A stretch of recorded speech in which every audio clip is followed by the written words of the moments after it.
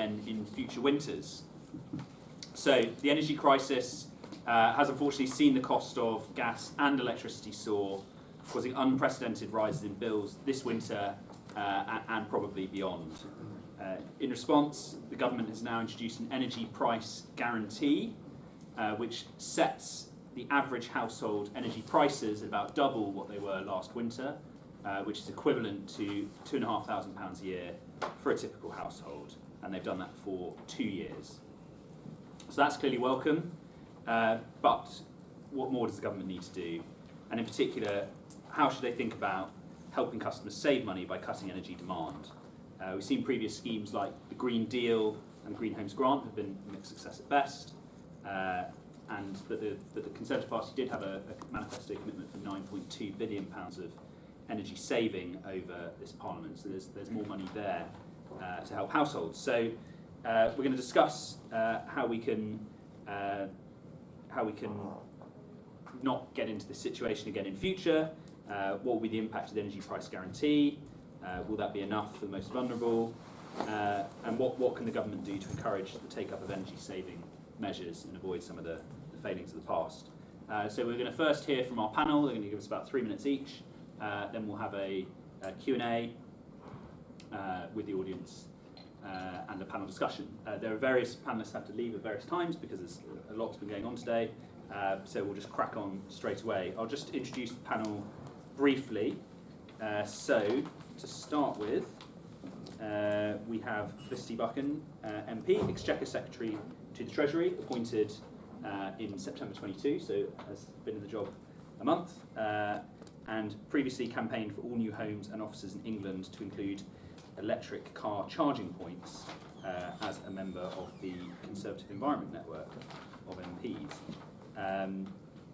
We have Baroness Camilla Cavendish, Baroness Cavendish Little-Dennis. You were the former director of the Number 10 Policy Unit between 2015 and 2016, and now writes in the FT, amongst lots of other things. We have Dame Claire Moriarty, CEO of Citizens Advice. She's been the Chief Executive of Citizens Advice for England since April 2021. And you were previously the Permanent Secretary at DEFRA, so maybe we can have an interesting discussion about that after this event as well. Lisa Yu is the CEO of Octopus Energy's Centre for Net Zero, which, how would you describe the Centre for Net Zero, very briefly? A research unit focused on future energy systems. Great. And then finally, Alexander Stafford, MP, Member of Parliament for Rother Valley, who's been Member of Parliament for Rother Valley since December 2019 and is a member of the Bays Select Committee and has worked in the energy industry before that. So, Felicity, let's come to you immediately. Let's go. Excellent. Well, it's great to be here, and for anyone who doesn't know me, I'm Felicity Buchan. I'm the MP for Kensington, and I've just a few weeks ago been made the Exchequer Secretary to the Treasury. It's very important that we discuss energy. It clearly is one of the biggest issues that we face today. And we had the statement last week, 10 days ago, and the most important thing that was in that statement was the energy package. And this is the most massive investment by government. We've costed it for the first 6 months to be a total of 60 billion between households and businesses. But I cannot really overstate how big this intervention is. And if you look at it on a comparable basis to what other countries are doing, we are doing by far the most to support businesses and households when it comes to energy costs.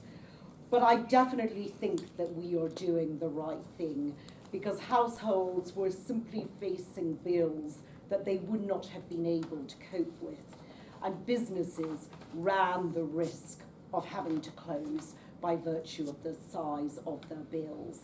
And what I also want to stress is that this is coming on top of the 37 billion package which was done earlier in the year.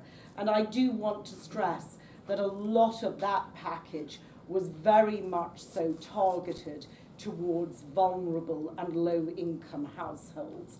Because, you know, we've had a question often, what are you doing for the low paid and the vulnerable. And if one looks there, every household got £400, but vulnerable households get £1,200, and there is an additional £300 for pensioners and £150 for the disabled. We very much so framed this as a discussion on energy efficiency, and I think that is just a no-brainer to focus on energy efficiency. We do collectively need to use less energy. And that's not by virtue of people not putting their heating on. It's a question of making houses and businesses as energy efficient as we can make them. And this satisfies lots of our objectives.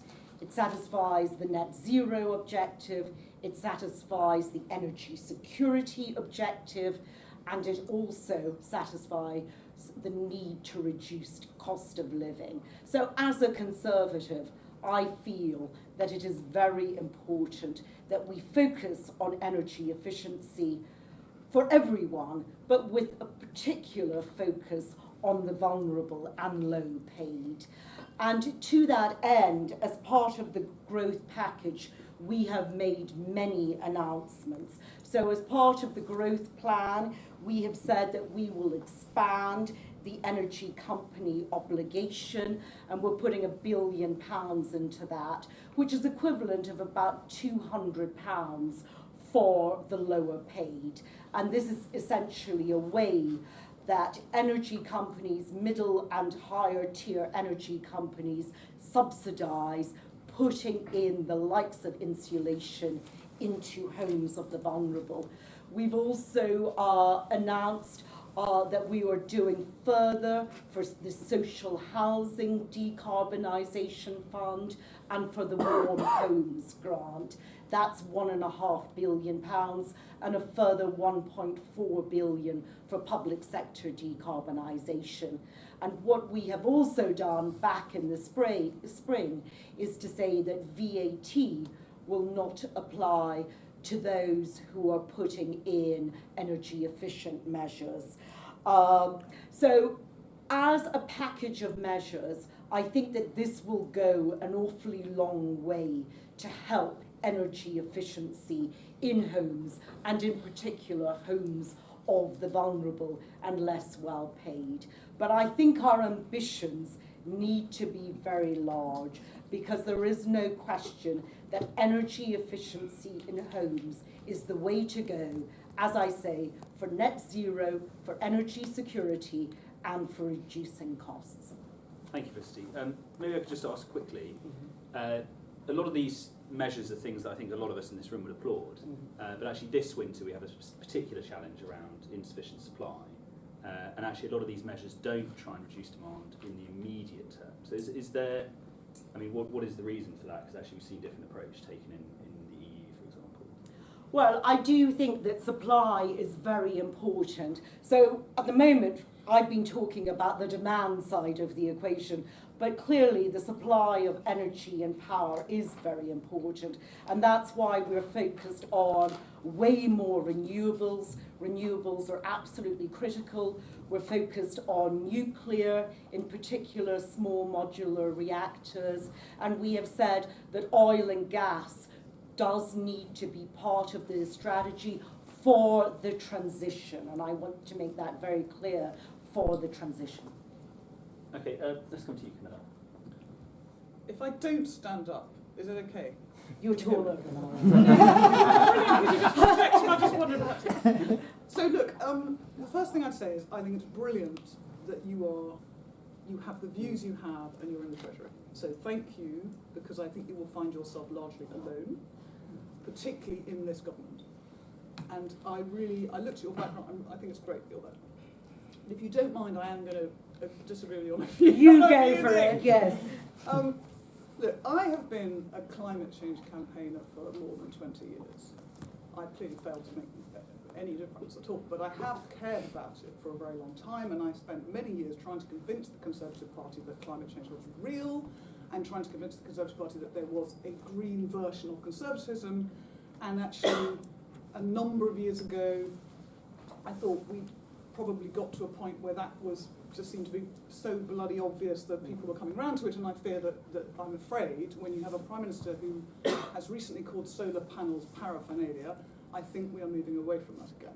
I'm not expecting you to respond to that. I just think I am really worried about where we are politically. I think we have a diminishing number of zealots who are running this country for some unknown reason think that energy efficiency, which we're talking about, is somehow still kind of embarrassing or kind of Stalinist. And if you look at Finland, you know, 1/3 of homes have heat pumps. And you've mentioned some really good, you know, initiatives, but they're tiny in comparison. So I do think we kind of need to scale up our ambition. And you said, Felicity, that the energy package that this government has produced is, you know, the biggest intervention. It is. It's bigger than the 2008 bank bailout. It's bigger than furlough. And what it does not include is properly targeted measures so that the richest 10% of people, who, by the way, use 20 times more energy than the poorest 10%, are actually going to reduce their demand. I think that is an enormous missed opportunity. The first energy bailout, as far as I remember, forgive me if I'm wrong, included the same amount of money for second homes. I cannot see the point of that. If you go back in time, many of you will have, you know, studied all this environmental economics. I mean, you know, we used to talk about a carbon tax, right? We're still talking about it now. We used to talk about a carbon tax, and we used to sort of think about the level at which the level at which you could set a tax that would actually influence behaviour.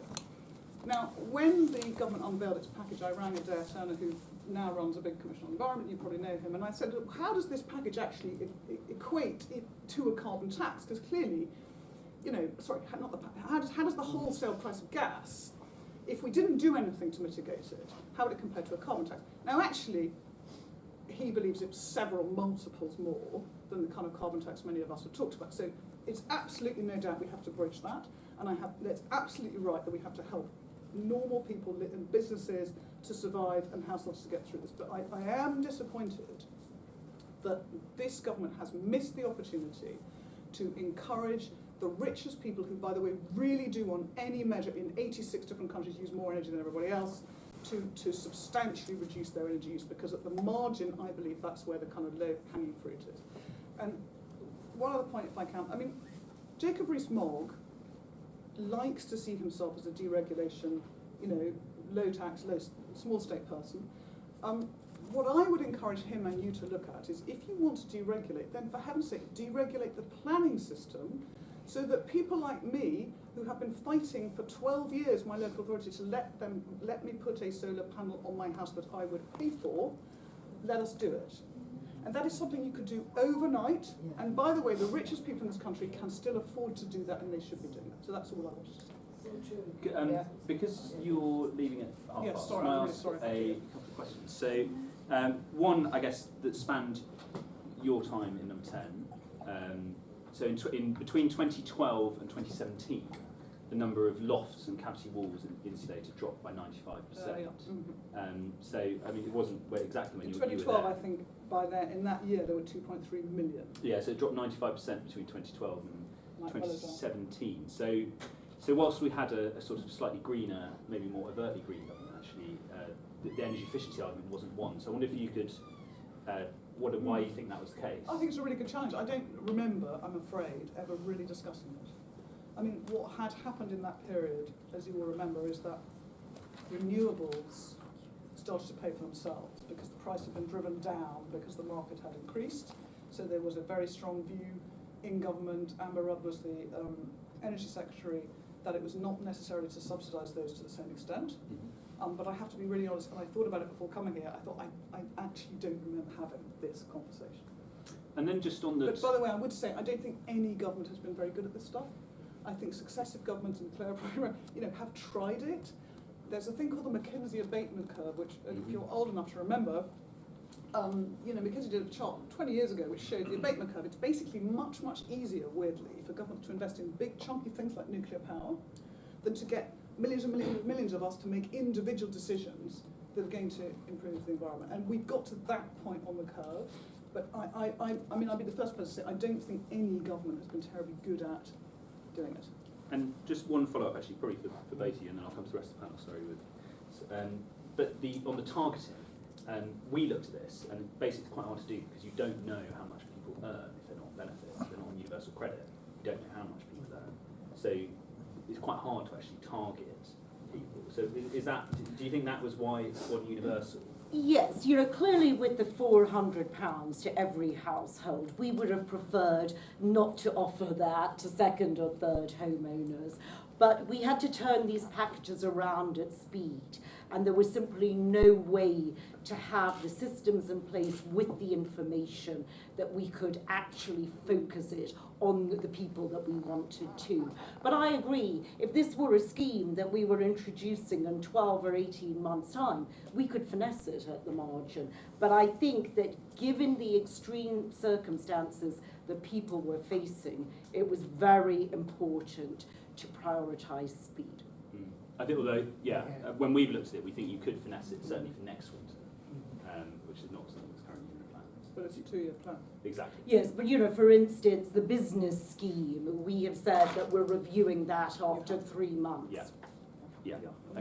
Okay, I'm sorry I've not spoken to this side of the panel yet, just because these people are leaving slightly early. So, Dame Clara Moriarty from Citizens Advice. So thank you very much, and really interesting points. And I think certainly just on that last point about using the time, about the difficulty of targeting. I think everybody recognises the difficulty of targeting. I think we would say that we can see why in the very short term, something large and universal was probably the only thing that could capture enough of the people who were going to be affected. I think we would certainly say that within that time frame, that's we should be using that time frame to establish ways of targeting people, because there are ways, with the kind of data that government has from HMRC, you can't do it overnight, but you can do it. And I think across the short-term and long-term measures, I think the challenge of saying, what can this 2-year period allow to happen that normally is really difficult to make happen. So we're all coming at this from different dimensions, but kind of landing in on energy efficiency. We're particularly focused as Citizens Advice on the people who come to us for help, and we are seeing increasing numbers of people in crisis, particularly which is driven ultimately by the energy price increases. And let's not forget these are the energy price increases that have already happened. So since April, energy prices have gone up hugely. We've been seeing record numbers of people who need food bank vouchers, record numbers of people who can't top up prepayment meters. So this is something that's happening now, and we do need to think about how these short-term solutions can be turned into longer term. But to cut to the chase, energy efficiency. We published a document a few weeks ago called Insulation Nation, the roadmap to a future of affordable energy bills. And our proposal is that what we need is to implement a Great British Energy Efficiency Scheme that would give consumers a sliding scale of grants and partial subsidies to help them improve the insulation of their homes. When we've done polling, we see that when people are not currently planning to improve energy efficiency measures, it tends to be cost that's the big barrier. So we need to find a way of supporting people to make those changes. Energy efficiency is a long-term investment. At the moment, because of the very volatile prices that we're facing, the government has been having to pump large amounts of short-term money in. As Felicity said, £37 billion committed in the first half of 2022 before we got to the energy price guarantee. That amount of money could upgrade a third of the homes that need it to the C level of energy efficiency, the good base level. That would be 9 million homes that could be upgraded with that level of funding. Reducing demand increases our energy security. We know that certainly high prices are not going to disappear anytime soon. We've got to find ways of functioning in a higher energy price market. As long as we're reliant on gas, we'll be beholden to them. We know that we have particularly drafty, energy leaky homes in the UK, and it is an imperative to move to a position where we can, where people are living in homes which are more comfortable to live in and cheaper to heat. We know that on the average home compared to that EPCC level, people are paying £350 a year just effectively to heat the open air. And for people in the least well insulated homes, a third of all of their energy bill, that's nearly £1,000, is actually going on heating on the energy that escapes. So if we can address that, using the window of time that the energy price guarantee gives us, we can make a real difference to the amount of energy that is used overall and to the cost of living pressures that people face. Great. Lucy, can I bring you in? Yeah, sure. So a couple of quick thoughts on the energy price guarantee, and then some thoughts on how we might kickstart the market in energy efficiency. So first on the energy price guarantee, capping the unit rate will limit some of the impact to households, but I think we still need to recognise that it is being capped at twice the level of pre-crisis prices. So this is still going to be unaffordable for many households, and this type of this structure of support, if you want to sustain this level of support, you need to continue to provide it for as long as the prices remain high. Conversely, investing in energy efficiency measures is a one-off investment which then returns savings year after year after year, and can also protect against future price shocks. So as some of the other panellists have said, this is a very good long-term investment. And actually, if I can use the government's own words, the cheapest energy of all is the energy that you don't use in the first place.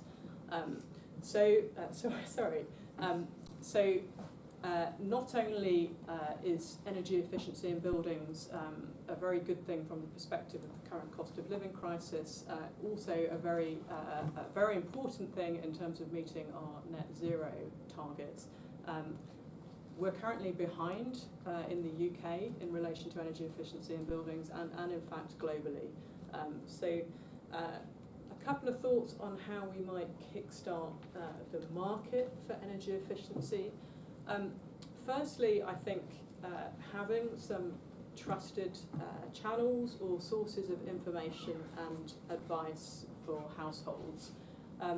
Households don't spend their time thinking about cavity wall insulation, they're worrying about paying their bills.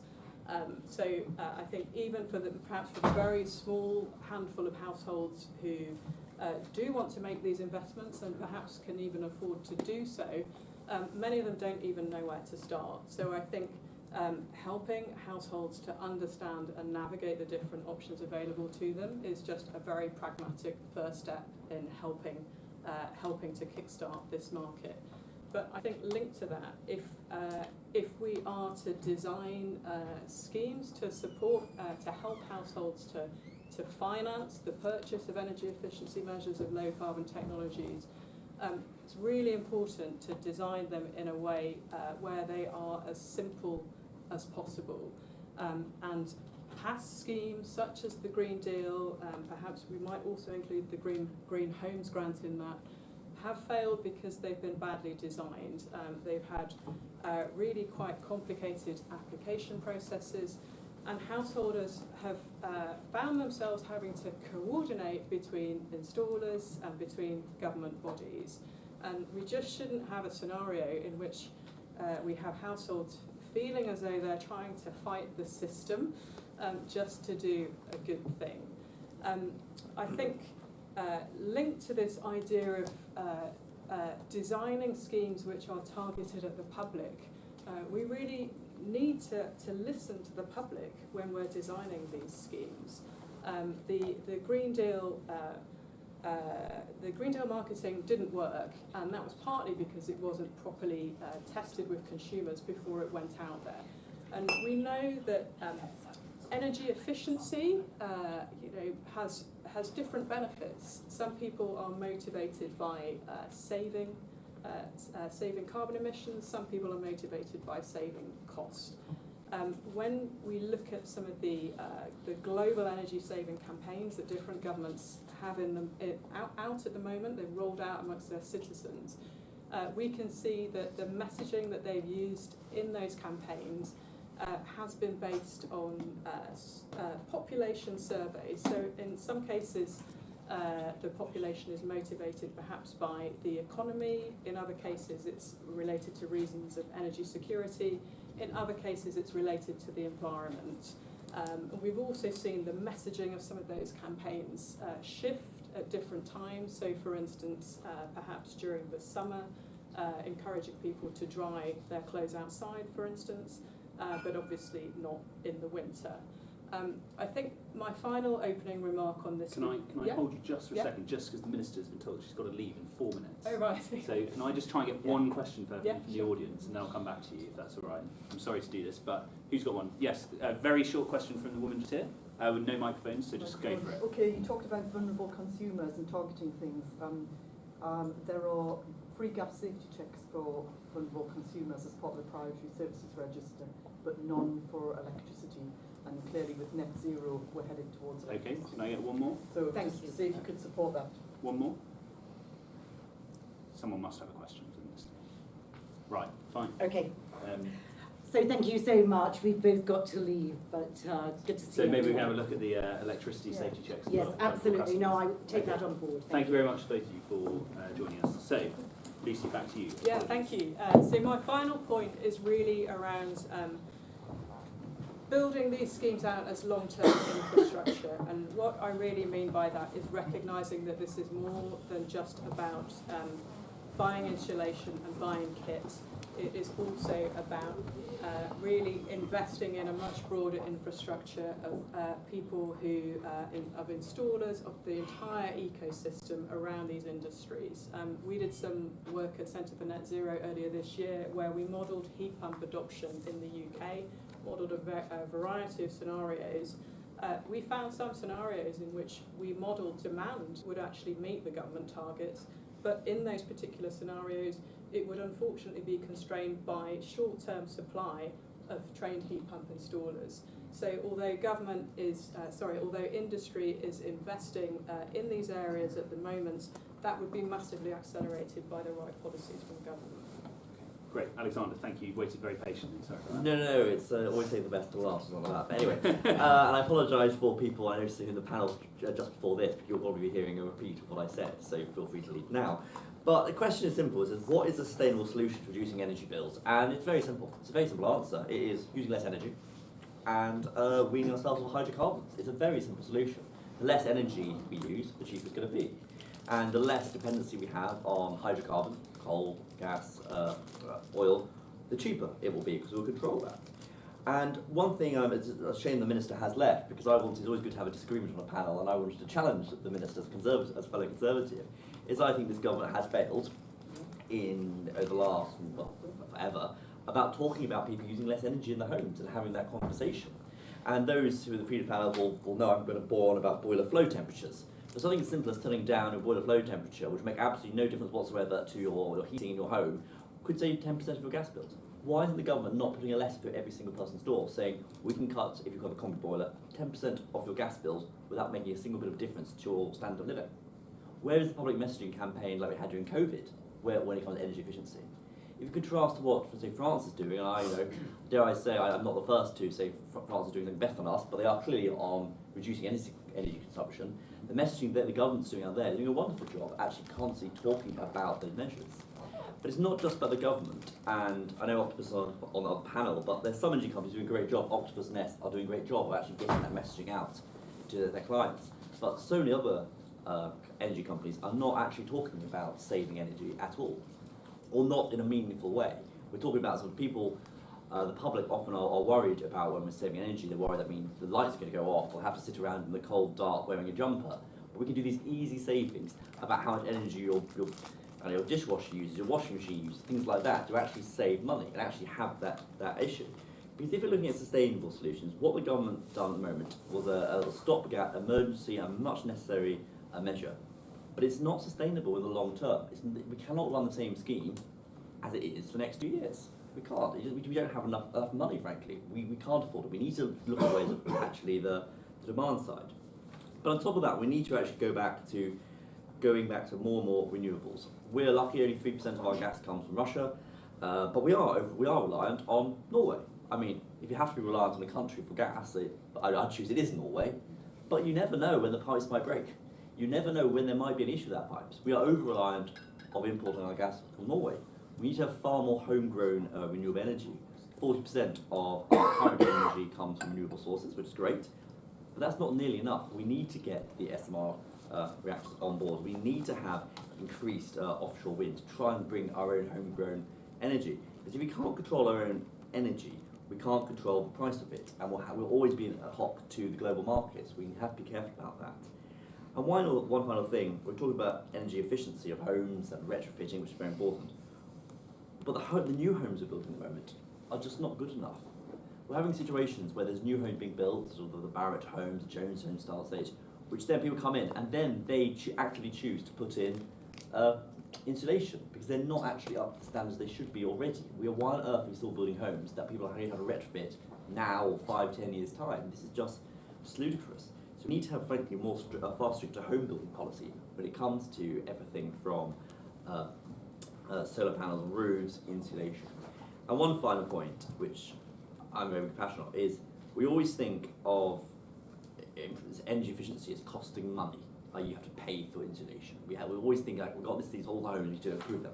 We need to actually change it around and say, we look at homes and say, we as the individual, can make money off homes.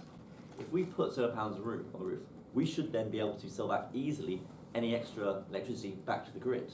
We should be telling the public, actually, if you do this technology, you can actually help the cost of living by actually making money, by actually feeding back into the grid. And that is something, once again, the government needs to be talking more and encouraging more people to do. Thanks, Alexander. So we've had a lot of love for French energy policy today in terms of in this room. We had a love in earlier on nuclear and their skills policy, and now on their energy efficiency policies. So you're a Conservative. Why is the government not talking about energy saving? What is stopping them? Because as soon as they do, the media suddenly turns up and says we're going to be sitting in the dark and people will freeze to death. Because we're not having an adult conversation. But presumably the media in France, Germany, Spain, Italy is fairly similar to our media. I would presume so. But I think we're not having that adult conversation. And the analogy I used previously is when it comes to water efficiency. In the UK, most of the UK has had a hosepipe ban over the summer. There has been grumbling, but people generally accepted the hosepipe ban. They understand it's been hot, we need to use less water. And even before the hosepipe ban was introduced, people started using less water because they almost understood that need. Why are we not using electrons in the same way as we're using water molecules? The public need to understand that it's quite simple. There's a finite resource of electrons when we're using them. We need to actually have that same mentality, where you say, okay, we need to look at how we're using it. We're not limited, we're not telling people the lights going off. We're going to tell people that actually you need to be more sensible and understand that. And we had situations previously, if you remember Cape Town in 2018, which almost ran out of water. We want to make sure the public is aware that that could happen with electricity if we don't all take responsible choices. And with this new Conservative government, it's all about individual responsibility, and we're now back to being Conservative, hopefully. So we should be talking more about individual responsibility, including when it comes to energy efficiency. And the new Secretary of State, Jacob Rees-Mogg, was commenting the other day on energy efficiency for businesses. And he seems to suggest that energy efficiency for businesses should be solely a matter for individual businesses, that there was no role for the states, and that if it made sense from a market point of view, then businesses would invest. Do you agree with that? I always agree with the sector state. However, it's important that individual responsibility includes the government has a role in telling people what's going to happen. And to go back once again to the hosepipe ban, the water companies announced prior to hosepipe ban coming, there's a chance of hosepipe ban, you see a reduction in usage. The government needs to lead by example. But it goes back to this public information campaign. The government has that responsibility to tell businesses, to help individuals make those changes, and not be scared about having that conversation. I can confirm that the heating in bays the other day was on absolutely full blast, despite the fact that it was 19 degrees. So, Claire, where do you sit on this, both in terms of what we can learn from schemes that didn't work in the past, and maybe how we can make the new schemes work for people who are on lower incomes? So I think there's a lot that can be learned from schemes in the past, both things that were implemented but didn't necessarily deliver what they were expected to, but also the extent to which things have or haven't been successful. And I agree with Lucy.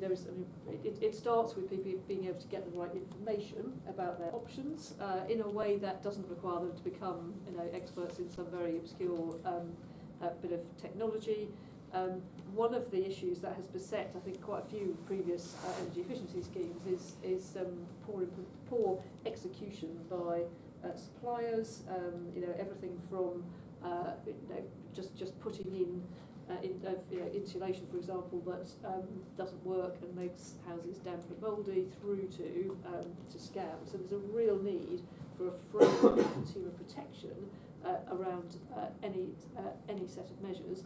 And then, and then we go back to the question of how can people be supported in a way that enables them to take this step? Because we know that many of the people who most need to benefit from insulation, energy efficiency measures, are they're living in poorly insulated houses. They're often the same people who haven't got the financial resources. Sometimes we talk about what kind of financing mechanisms, and some of the measures in the past have been about giving people access to finance. But if you can't service the finance, then there's no point. It's not going to be any use. So we need to have some schemes which are simple, which are not by no means universal, but where we're going beyond the group of people who can benefit from the eco schemes at the moment, because we know that there's a broader group of people who could really benefit, and where the security, we could benefit in security terms as well as people benefiting in individual comfort and cost terms. So simple schemes, wide enough to encourage people to take them up, not so wide that we end up paying for lots of big things that people would be prepared to and should pay for themselves, but making sure that we're kind of seeing it in the way, and that will in turn stimulate the market, because there is clearly, we don't at the moment have a sufficient market in insulation to be able to move quickly, but that could be made to happen quite quickly. Okay. Lucy, I wonder if there are any examples that you've seen in the past in your research that have worked quite well, because you mentioned some of the international examples there. So the international examples I mentioned were really about campaigns to encourage people to voluntarily reduce their energy use. There are a growing number of these really over the past 6 to 9 months for obvious reasons, but ones that spring to mind, a campaign called Run at 24 in India. The 24 actually there refers to 24 degrees Celsius, so this was people being asked to limit their air conditioning, so this related to cooling rather than to heating. I think we've seen something similar in Spain, so I think there the figure chosen was 27, so maybe there's some cultural or some localised differences. There has been a campaign in the Netherlands called, I think just called Flip the Switch, I think it was called. Again, just encouraging voluntary behavioural change just to conserve energy. And then I think there's also been something in Ireland recently as well, but many examples of these. You may have seen in the media just in the past couple of weeks, in fact, California recorded I think the hottest temperature on record, and they actually they put I think the hashtag was Flex Alert, I think it was, and again this was encouraging people just to turn off or turn down any sort of discretionary energy use, and this was done to make sure that the grid could continue to support grid resilience, make sure the grid could continue to operate, there were no blackouts or brownouts, and that was successful. And those flex alerts were put out over a period of I think 9 days. So there were a number of alerts were put out over that time, all voluntary, but meant that the grid could continue operating. So different approaches. I think what they illustrate is that when people are given kind of clear information about how they can play their part, and they understand there's some wider context or motivator that's important to them, whether it is showing some alliance with Ukraine, for instance, or matters of energy security, or just climate matters, that people are prepared to change their behaviour. Alexander, I wonder if that's one you think we should be implementing or have prepared as a contingency in the UK, sort of public appeals to save energy like they did in California. It was actually remarkably successful. I mean, I went to an ESO, National Grid ESO, they operate the grid in the UK, in Great Britain. They basically said they're not going to do that because that would be up to the government. Is that something that you think the government should be, getting that ready just in case we have energy shortages this winter? I think we should have a campaign like that ready. I shouldn't be talking about energy shortages, but I think that does scare the horses. But we should be saying if you're cost of living crisis, the easiest way to save your bills is by using less energy. And we using that mechanism rather than scaring people. I think talking about blackouts and not have grid does scare people. There's particularly vulnerable people who let's need dialysis, who that would scare the producers out of me. But if you're talking about actually you can save some money, suddenly I'm all ears. So I proactively want to do something. I think we should get away from scaring people and more actually sort of helping people. And it's that sort of messaging which I think feels better.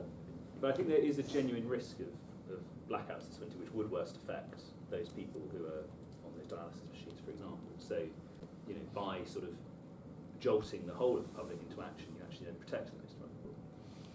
I think most people, I'm not a psychologist, but I think most people are actually proactive, especially at the moment of saving money. Because if most people now are thinking, well, times are tough, bills are going up, which they are, if this is an easy way of saving money, then let's try and do that, and that will have more people to get involved. I'm not into politics to scare people. I think it's not right. I think one of the things we need to be aware of is that people, the way that people respond to messages isn't necessarily how you'd expect. We've certainly come across people who hear a message that says, reduce energy, and they switch off things which are not necessarily the most sensible things to switch off. Also, we know that the people who are least likely to be creating the problems are probably the most susceptible to the messaging. So we finding the right kind of nuanced messages is really important, because the risk otherwise is that there will be plenty of people who could use less energy and who continue to because they're actually less affected by the cost of living, and people who are in straitened circumstances. I mean, we've heard from people who are turning off they turn off the smart meter because the smart meter uses electricity, and getting out, our local offices help people understand what are the things that they're using a lot of energy versus the things that are using a little energy. But you can't assume that people are carrying that kind of well-calibrated table of actually if I use a bit less of this, that will make a big difference, whereas if I do this it won't. Again, consumers are not spending all of their time embedded in that, and we particularly see a risk that people who will turn down their heating to levels which is not safe or healthy for them to be at. And I think that's incredibly important, because sometimes some people frankly should need to use more energy if they are more vulnerable, they're older, and if they are, we've heard situations, especially older people more likely to turn down the heating, for instance, we've seen that polling. But actually, often they're the ones who should be turning up the heating when it gets cold. So we need to we can't just have a one-sort of message saying you just turn everything down, because the message quite wrong. And actually, if we're also linking this to the cost of living crisis, which is important, if you as a small business or have an entrepreneur idea which needs more energy because that will create wealth and jobs, you should use more energy. Because some people should be using more energy than they currently using, if that's actually helping for the sort of greater good of the country and create more wealth. Okay, let's come to questions. So who wants to fire a short question at our panel? We've got a chap right at the back there, yep. We all know this area is really complicated. There are lots of aspects to it, and the energy bills going up has at least focused minds that may not have been focused in the past about the reduction of energy. Clearly those that don't have access to financial means need help, grants of some sort, but actually the industry doesn't like grants. That creates boom bust, and it creates the wrong thing. It'd be much better if this was genuine demand, but we also need it at scale. And industry needs confidence to invest, to know that they're not going to lose their money again this time. Could the panel just respond in terms of whether it's now appropriate to introduce some form of structural driver to nudge people? I think in particular here, the point of sale, something like an energy saving stamp duty nudge up and down, to focus minds at the point of purchase, because at that point people do have money, they're making decisions, etc. Great. There's a question here as well. Yeah. Hi, David Blackman, representing Utility Week magazine. You were talking about moving towards something which is more targeted, less open-ended than we've got at the moment with the energy price guarantee. I suppose it sort of begs in my mind the question: it's very hard to withdraw benefits or subsidies once they've been awarded, like we saw with the free school meals, for example, during COVID. So in that context, how could you tailor a more targeted form of assistance that would actually offer more, perhaps, to the people who really need it, who are struggling as now, but perhaps less to the people who don't really need it, to be frank, and who actually need incentives to reduce their energy demand? Okay, so one question on targeted energy bill subsidies or support in the short term, and then one question on slightly longer term around grants for energy efficiency, the boom and bust that creates, and whether we need a more enduring solution. So who wants to go first? I'm happy to have a go. So the two questions. I mean, the boom bust issue, absolutely we recognise, and I think that's why we would say it needs to be something which is on a scale in terms of time as well as kind of amount that is actually that gives time for a supply chain to kind of to grow and be embedded, and for people to have that level of certainty. Because part of the boom bust issue is actually a lot of the schemes have been really quite small money.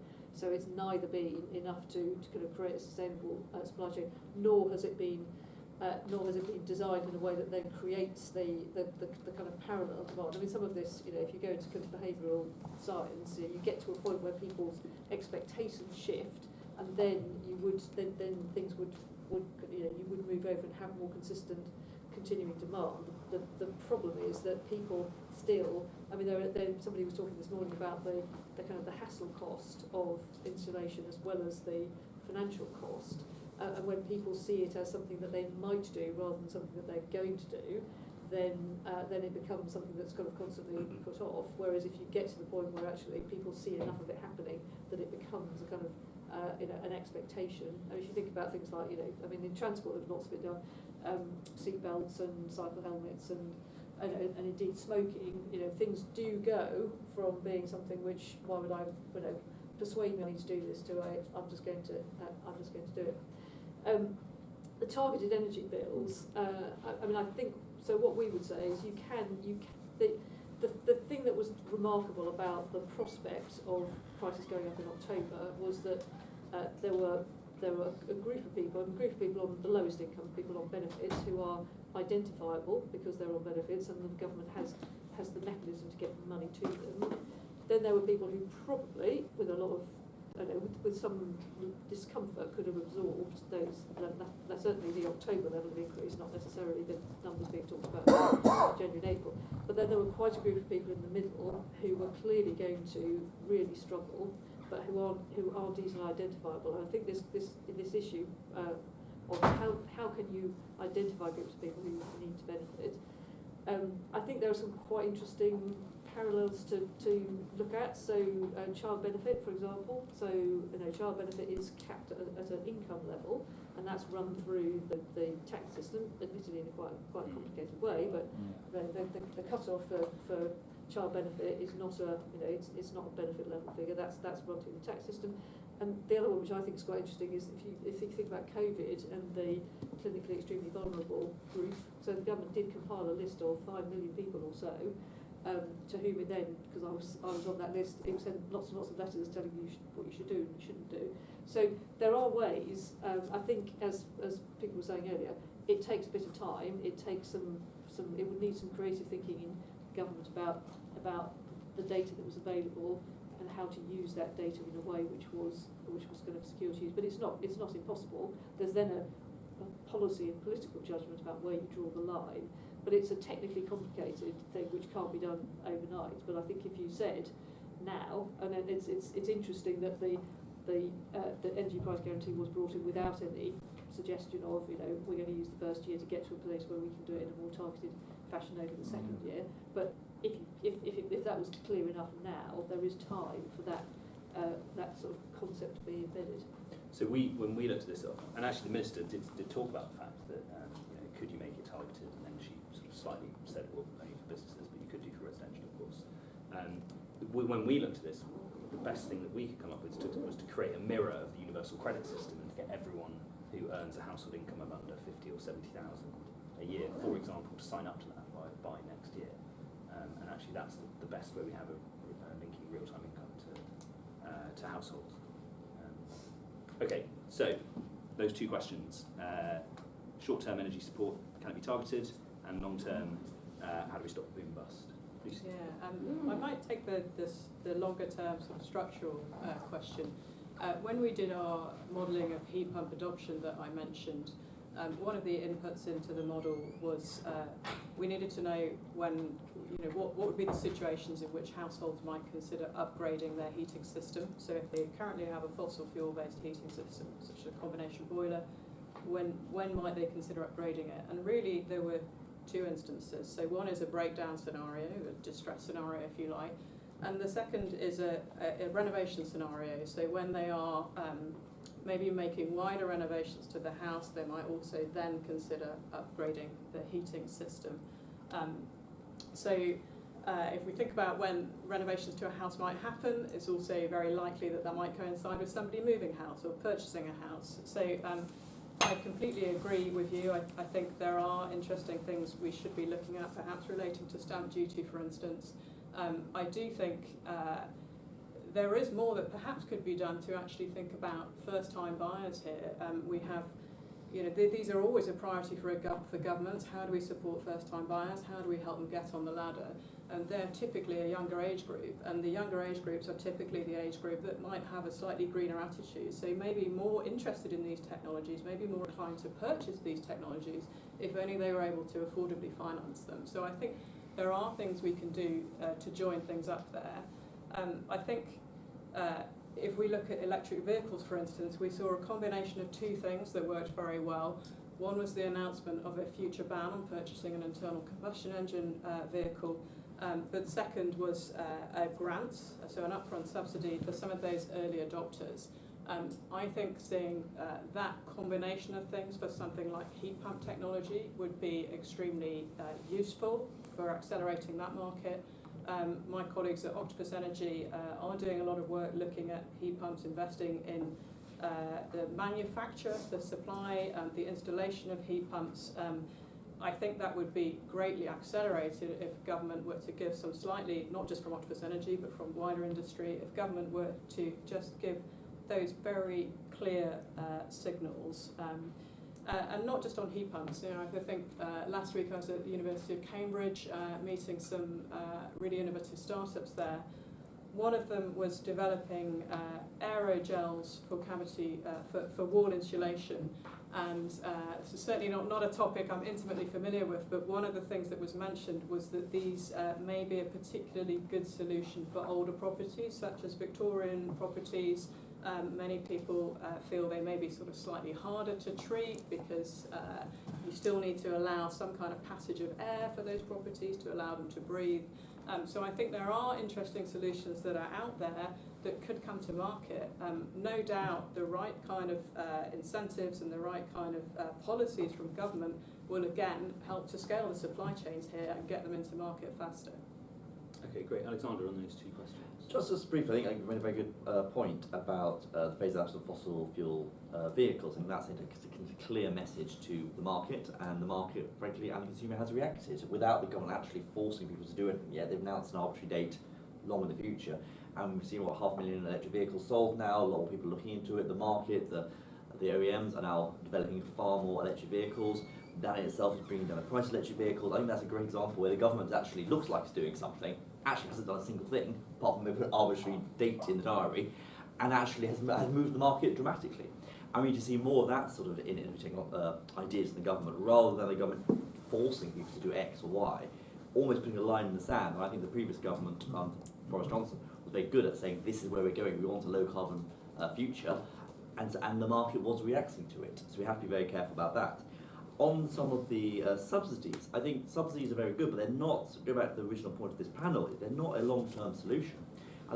The panel I was on previously, we heard from Scottish Power, and they basically were talking about the subsidies actually destroying innovation in the market, because one of the person in the audience raised time of use tariffs, so basically you can charge, it'd be cheaper to use electricity at night time, but because of the subsidies coming in, that apparently has completely dropped the bottom out of the market to develop products like that because they're subsidised. So there's no innovative measures being put in by the energy companies. We need to be encouraging the energy companies for innovative financial models for technology. We cannot just subsidise our energy system to get us out of this problem. We have to rely on technology, we have to rely on individuals, and we have to rely on companies.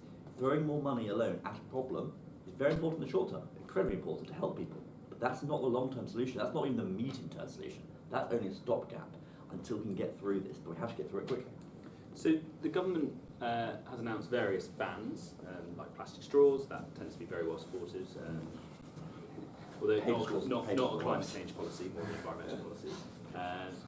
And done the same for cars, but it actually even under Boris Johnson, backed away from setting a firm end date on the sale of new gas boilers. So do you think we're kind of at the limit of how far we can go with bans, or do you think there's more banning that can be done? I think we can definitely have a ban on any new homes for gas boilers, Yeah. or ones which aren't hydrogen ready, for instance. We should definitely consider that. I think we can put that in relatively soon. It's different when you're retrofitting homes for boilers and also for homes which are already connected to the mains. But for new homes, they have to have a boiler installed anyway, so you might as well install a heat pump. And for the new homes, so the hydrogen-ready boiler could be a bit of a get-out there, right? Yeah. You just install a gas boiler. Do you worry about that, particularly if we're talking about blue hydrogen to get to the volumes needed for heating homes, which would again be dependent on natural gas, which we're trying to avoid for the price reasons? I think hydrogen is actually a great solution for energy problems, mainly on long-distance transport, heavy-duty transport, rather than home heating. However, I think in certain situations, certain areas of the country, near electrolyzers, near hydrogen, we might be able to do that. And I think what's important about anything to do with net zero is there's not one solution. There's going to be lots of different solutions, frankly, be hyper-localised to different regions, different council areas, could potentially even down different streets, depending on what's going on. And that's how we have to look at net zero. But I think definitely hydrogen in the pipes could be one of the solutions in particular situations. Okay, Claire, maybe I'll just give the last word to you because we're running up against time. So what would be your sort of summing up or what you'd like everyone to take away from today on how we're going to keep bills down sustainably? Well, a really interesting conversation, and I think very very encouraging that there is a high degree of consensus about the need for good, well-designed, well-executed measures that enable people to use less energy. Interesting kind of people coming at it from different angles in terms of what's the primary driver and what are the best solutions, because I think that does, depending on where you come from in driver terms, it does cause people to emphasise different things. But I think, generally speaking, I think we would all agree that subsidy on the scale we're looking at cannot be a long-term solution for everyone. But we really need to think about what that means structurally for people on low incomes. What would need to be true in order for people on, for example, people on current levels of benefit to be able to pay energy bills at anything like the current level. So I think there are interesting wider issues there, and I think this question about the short versus the medium and long term in terms of getting to a position where our housing stock in particular is properly insulated. It does seem extraordinary that houses are still being built in 2022 that don't have, that aren't really designed for the kind of low carbon heating future which we know we've got to get to quite quickly. So there are clearly things that can be done there.